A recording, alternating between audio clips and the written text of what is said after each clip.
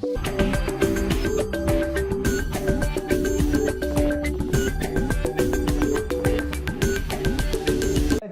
Dubai में था, job करता था, जॉब मेरी ख़त्म हो गई, मैं वापस आ गया। जब वापस आया तो 4 साल तक मैं बेरोज़गार रहा। 4 साल में देखता रहा कि क्या करूं, जो मेरा पैशन है मैं उसको मैच करूं या मैं क्या करूं। मेरे भाई, मेरी वालदा, मेरे घर वाले सारे मुझे कहते थे कि तुम बड़े ही इंतहाई नालायक और बेकार बंदे हो, क्योंकि उनकी जो मेजरमेंट है ना, मेजरमेंट ऑफ प्रोडक्टिविटी, वो तब आती है जब आप 20,000 रुपया घर ला के अपनी माँ को देते हैं। नहीं तो कहती है, माँ कहती तो ये सारे काम बेकार है, इसका कोई फ़ायदा नहीं है। ठीक है, मैंने फायज़ हसन सयाल साहब का एक लेक्चर अटेंड किया 2005 में। ठीक है, 2005 में मैं लेक्चर इनका अटेंड किया जो कि था decision making and problem solving पे। इनका जब लेक्चर ख़त्म हुआ ना, वो हाईली इंस्पायरेशनल था मेरे लिए, बहुत इंस्पायरेशन थी उसके अंदर, मोटिवेशन, इंस्पायरेशन। अच्छा, उस दिन मैंने फ़ैसला कर लिया कि मैंने ट्रेनर ही बनना है, जैसे आप लोगों ने फ़ैसला किया हुआ है।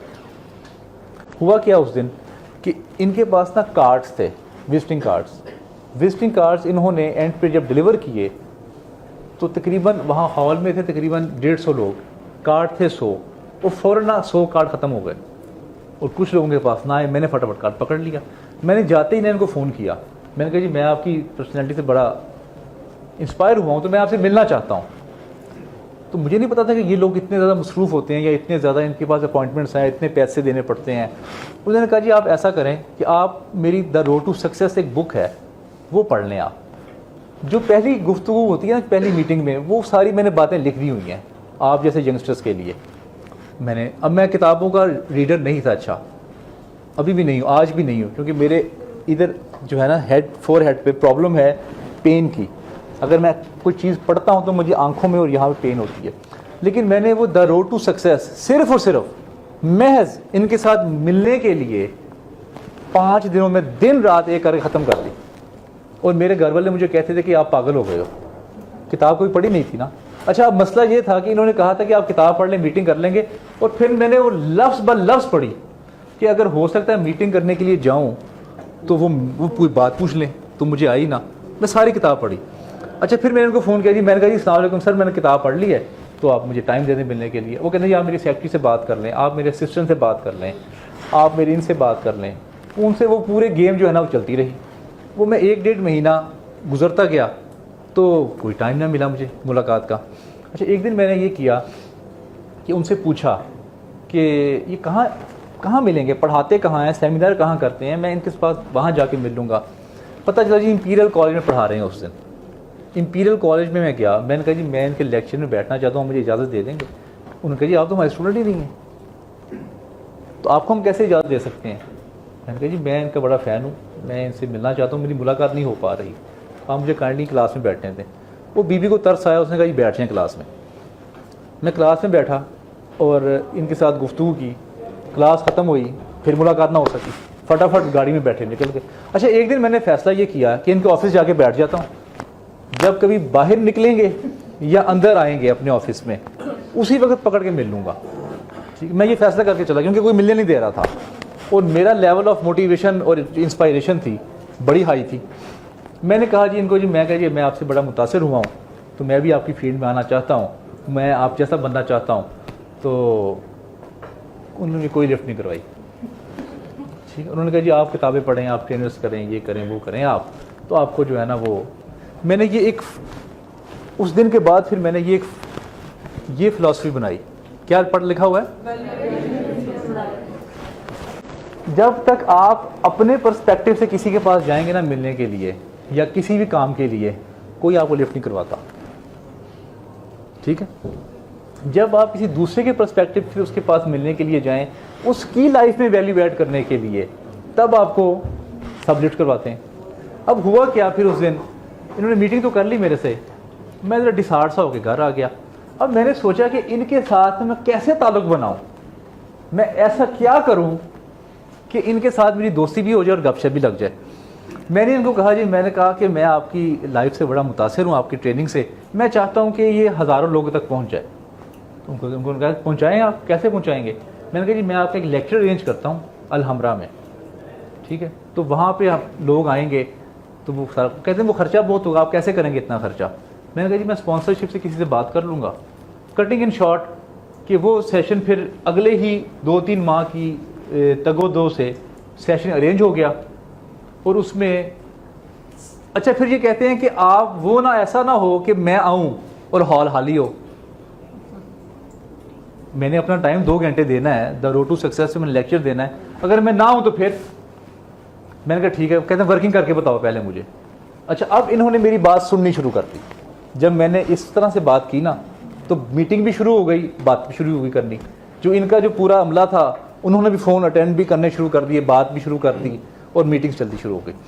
अच्छा फिर क्या हुआ, कहते हैं वर्किंग करके बताओ। मैं तकरीबन पूरे पाकिस्तान में लाहौर में सिर्फ कोई 20, 25, 30 यूनिवर्सिटीज़ में गया। उनको मैंने कहा कि ये मेरा लेक्चर करवा रहा हूँ, ये 5 साल का, ये बड़े अच्छे ट्रेनर है, मोटिवेशनल स्पीकर, और मैं इनका लेक्चर करवा रहा हूँ। आप अपने कितने स्टूडेंट्स भेजेंगे?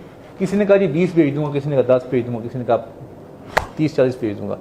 वो मैंने ना एक एक्सेल की शीट बना ली कि इतने सर स्टूडेंट्स, वो 1000-1200 स्टूडेंट्स हो गए। उन्होंने कहा इतने सर स्टूडेंट्स, ये सब ने मुझे कहा है कि मैं भेज दूँगा, आप करवा दें, फ्री है ना? मैंने कहा जी फ्री है, आप आ जाएँ। ले जी तकरीबन उस दिन 500-600 स्टूडेंट्स आ गए सेशन में।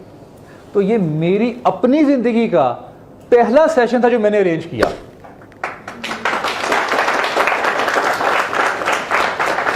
जिसमें 600 स्टूडेंट्स आए। लेकिन उसमें सबसे बड़ी मोटिवेशन मेरी पता क्या थी?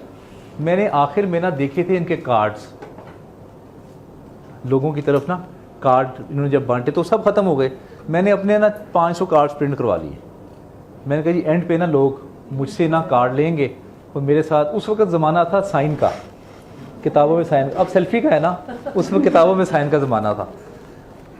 अच्छा वो एट द एंड हुआ पता है क्या, कि सिर्फ 2 लोग आए मुझसे कार्ड लेने के लिए।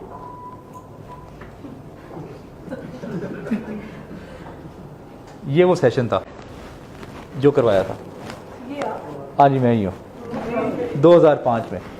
अच्छा द रोड टू सक्सेस, एक मैंने फर्जी कंपनी बना ली पीस के नाम से।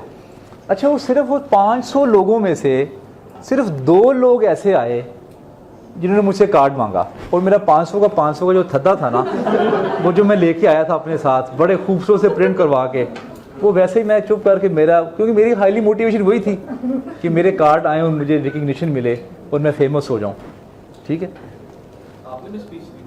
मैंने स्पीच सिर्फ इतनी दी थी कि ये मैं फायद सियाल साहब को बुलाना चाहता हूँ, तो ये the road to success topic है। अच्छा फिर मुझे उस वक्त पता क्या हिसाब समझ आई कि यार ऑर्गेनाइज़र की कोई इज्जत नहीं होती। इज्जत जो है ना वो सारी की सारी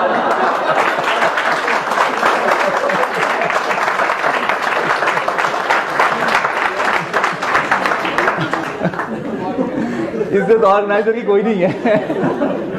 इज्जत है सिर्फ और सिर्फ जो स्पीच कर रहा है, लोग उससे इंस्पायर होते हैं, ऑर्गेनाइजर से कोई इंस्पायर नहीं होता। लेकिन क्योंकि मैं इस सेल्फ हेल्प के और मोटिवेशन के फलसफे से इतना ज़्यादा इम्प्रेस, इतना ज़्यादा इंस्पायर्ड हो चुका था कि मुझे इसका नशा लग चुका था। नहीं कोई बात नहीं, मैं जवाब देता हूँ। बड़ा अच्छा सवाल किया इन्होंने कि क्या पता चला, यही आपका सवाल है ना। मैं दुबई में था 1999 में, मैं पहली दफ़ा गया वहाँ पे, जॉब कर रहा था वहाँ पे, 2.5 साल मैंने जॉब की वहाँ पे। और मैं उस वक्त 30,000 रुपये महीना कमाता था, जो कि आज का आप 2017 में लगा लें कोई 1.5 लाख, अगर आप वो रेशो के हिसाब से चलेंगे ना, 1.5 लाख रुपये महीना 99 में। ठीक है, और उस वक्त मेरी ज़िंदगी का जो मकसद था ना वो ये था कि मैं मैक्सिमम पैसा कमा लूँ, प्लॉट ले लूँ, घर ले लूँ, गाड़ियाँ ले लूँ और मैं मैक्सिमम पैसा कमाता जाऊँ, बस कमाता जाऊँ।